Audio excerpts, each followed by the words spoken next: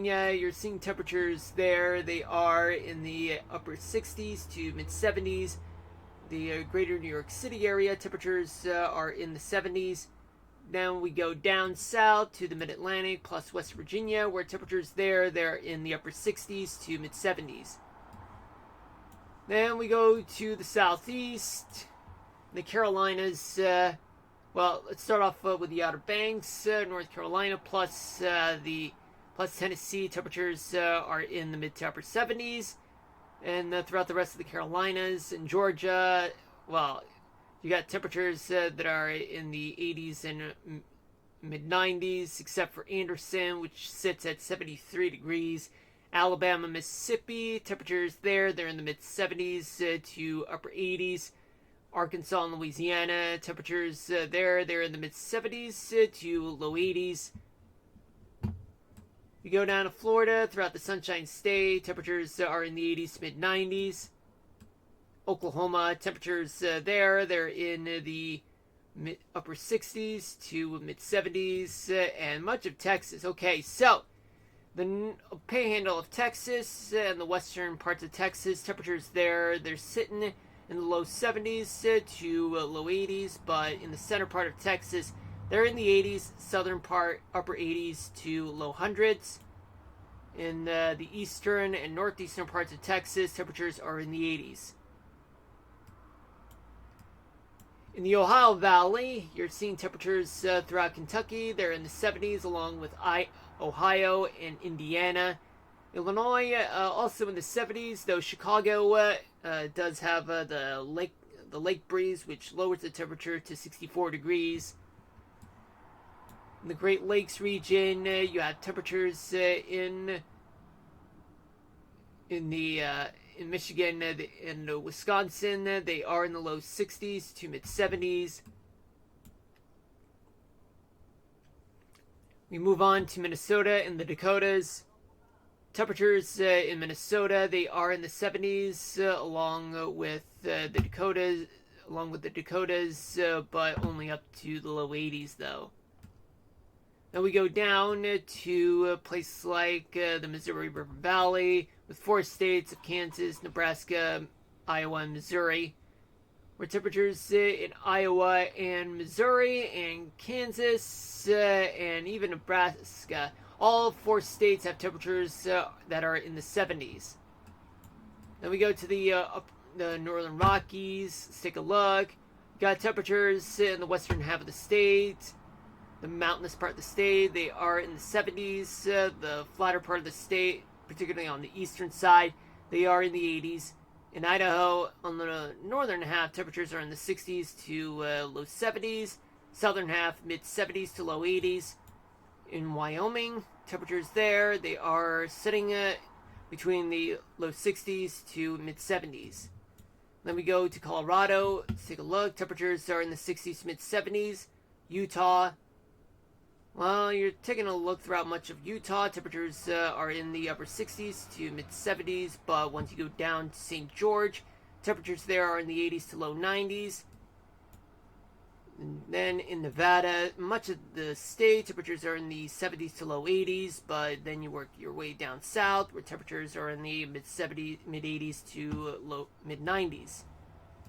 The desert Southwest and places like New Mexico, temperatures are in the 70s. Arizona, in the northern half of the state, they are also, but temperatures range from 70 in Alpine to 91 in Kingman. Southern half, temperatures are in the triple digits. California, you got temperatures that are at 64 degrees in Eureka. The San Francisco Bay Area, they're in the 70s. LA at 86, 75 in San Diego, 102 in Indio. In the Central Valley, California, temperatures are in the 80s to low 90s. Then in the Pacific Northwest, you do have temperatures in Oregon. They range from the mid 70s to upper 80s. Washington State, temperatures range from the mid 60s to low 80s. All right, so let's take a look at what's going on with the gusts. Where are the gusts? Strong gusts are offshore and blowing in the immediate coastal areas of southern Maine from From Vinalhaven to Portland, blowing up to 30 miles an hour in gusts. Strong gusts of up to 35 miles an hour in places like West Virginia, from southwestern Pennsylvania, but just outside of Pittsburgh, through West Virginia, and throughout much of the Appalachian Mountains, all the way down to Tennessee, and as well as more of them in western Mississippi and northern Alabama, parts of Louisiana, and panhandles of Oklahoma and Texas, and up to 40 miles an hour in gusts in western Texas, and up to 50 miles per hour in gusts in northwestern Montana. On the eastern side, blowing up to 35 miles an hour in gusts, and in the Sierra Nevadas, blowing up to 50 miles an hour throughout parts of the Sierra Nevadas in California.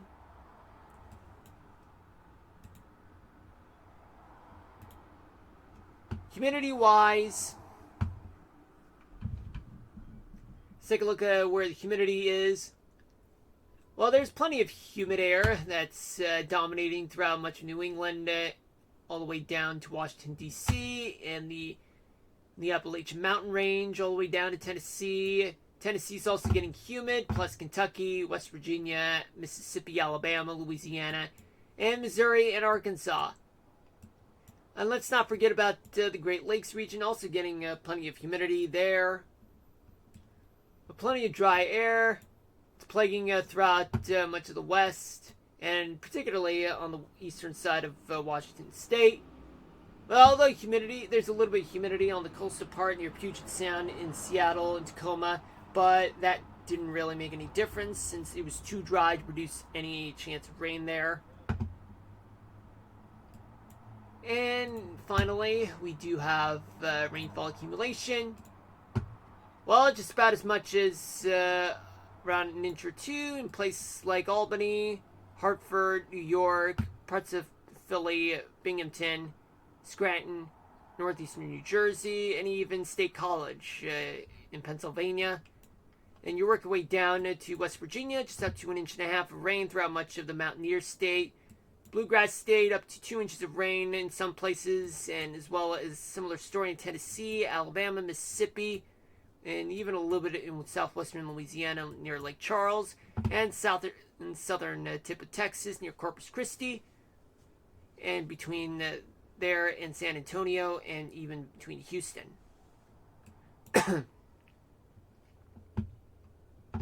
There's also about an inch of rain to be accumulated as an estimate near Cadillac, Michigan. But don't worry about Canada, though. Well, just so you know, folks, these are just estimates. It doesn't really mean that it's actually a thing right now. Sometimes that precipitation amount accumulation reports can differ from the estimated ones. Like, for example, if this is estimated to be about 2 inches, then sometimes it would be reported as it would actually be 1 inch or 3 inches or even exactly 2 inches or whatever, or even none at all. Consult with your local officials and your local weather office for accurate weather reports and data as they come in, even if that's only during the storm, folks. Now let's take a look at what's going on in the upper part of the atmosphere, and we're assuming that this is right now. First of all, let me take a quick sip, folks. Okay, let me take my water break.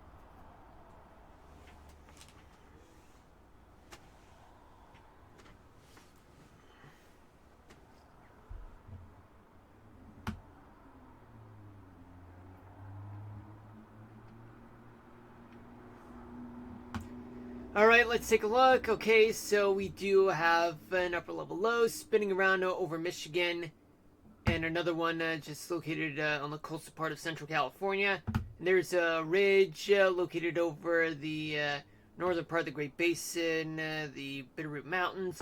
And it does look like an omega block, folks. There is a ridge just sitting off the Outer Banks of North Carolina. Now, what is this translating to, folks? There's actually plenty of wet weather from Texas all the way to New England, and affecting parts of the eastern side of the Great Lakes region. Plenty of dry air that's all over the Great Plains. But yet, on the other hand, not really. Then there's plenty of wet weather throughout Central California on the coastal side. Pop-up thunderstorms in Florida. I mean, it's basically a barometric swamp, so convection can occur over there, so has nothing to do with some synoptic weather events like those throughout the rest of the U.S. And we work our way towards tomorrow night, where a trough would be over Lake Huron, thus leading to some strong to severe storms in some places throughout the East Coast. And there's also going to be a dip in the jet stream, which is a trough basically. That's going to be over the Sierra Nevadas. And there is going to be a trough, just a big upper level high that's less gradient there. Meaning that there's plenty of dry weather to go around in the Midwest, and plenty of wet weather that's going to move into the desert Southwest and the Great Basin. Oh, and let's not forget about just some wet weather that may occur throughout the Pacific Northwest and the Northern Rockies. But yeah, a lot of action is going to be along the East Coast tomorrow. Better buckle up. This is for Friday night. So basically on Friday night, you do have a mini ridge located over the upper Mississippi Valley. There's going to be a ridge over Northern California, Southern Oregon, an upper level low, which is a trough. It's going to be over Southern California, the lower Colorado River Valley in Arizona. There's going to be another one just over Tennessee. It's going to be a weak ridge over Texas, and another one offshore. What does this mean? There's going to be plenty of wet weather that's going to occur. Some may be severe in places like Florida all the way to the mid-Atlantic. And also there's going to be some wet weather that's going to occur throughout the desert Southwest. And wet weather starts creeping into parts of the northern Great Plains and upper Mississippi Valley. But although it's not going to be too much though. And finally, by Saturday night, well, we do have an upper level low. It's going to move in. Well, rather, it's going to stay in position throughout Southern California and Arizona. And trough, it's going to be over the southeast. I did say upper level low, but that also means a trough, though. This, folks, does look like an omega block, as you can see, folks, which means that in some places it's going to be a lot of wet weather. Other places, there's going to be a lot of dry weather, though. So there's going to be a little bit of wet weather in the Pacific Northwest. Then there's going to be a lot of wet weather throughout the desert Southwest, all the way throughout much of the Rockies. And plenty of strong to severe weather in places like the East Coast, all the way from Florida, all the way to parts of New England. Oh, we'll keep an eye on that as time rolls around. Now, I want to go back so that we can do the tropics right now.